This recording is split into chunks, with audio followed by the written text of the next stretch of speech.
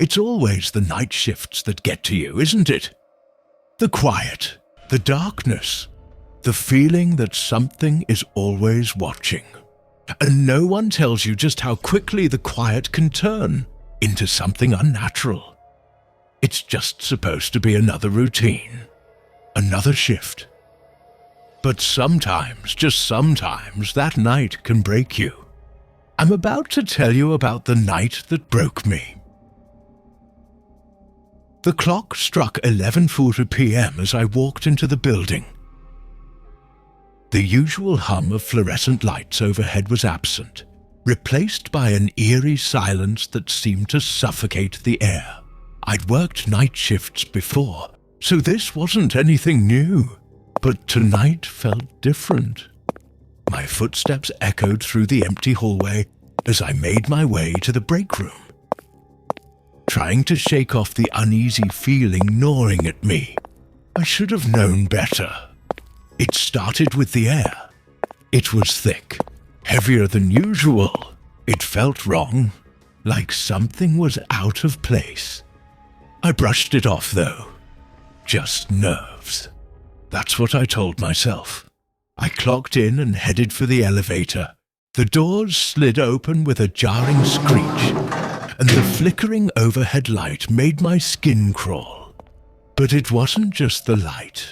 It was the way everything in that building seemed to hold its breath, like it was waiting for something, something that didn't want to be found. The elevator creaked as it made its slow descent to the lower floors, each floor passing by with a dull thud. But my unease was growing. I pressed the button for the basement level and waited. When the doors opened, I immediately noticed it.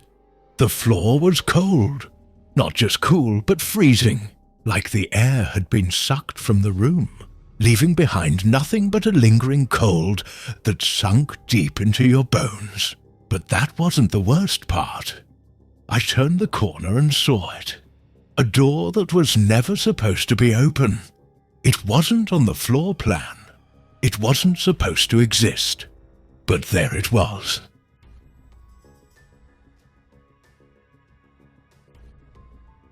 I stared at it for a few moments, trying to make sense of what I was seeing. Standing wide open as though inviting me in, the door led to the utility room, but it had been locked for years. No one was supposed to have access to it, not since the accident. The whispers started then. At first it was so faint, I thought I was imagining it. The air was so thick, I could almost feel the whispers pressing against my skin. And with each passing second, the murmur grew louder. A soft murmur, like voices in the distance, but somehow closer. So much closer. And then silence.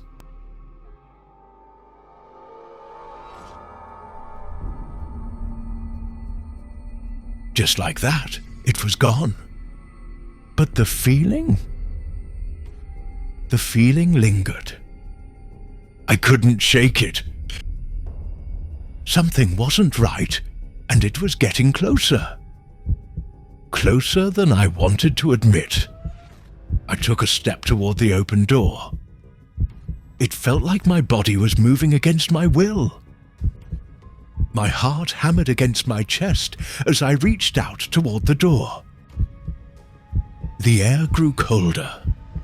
A soft creak, like someone was behind the door. I froze. Something whispered my name. What was that sound? Here's the end of this episode. To watch all episodes of this series, subscribe to our channel, Haunting Hour, and press bell icon.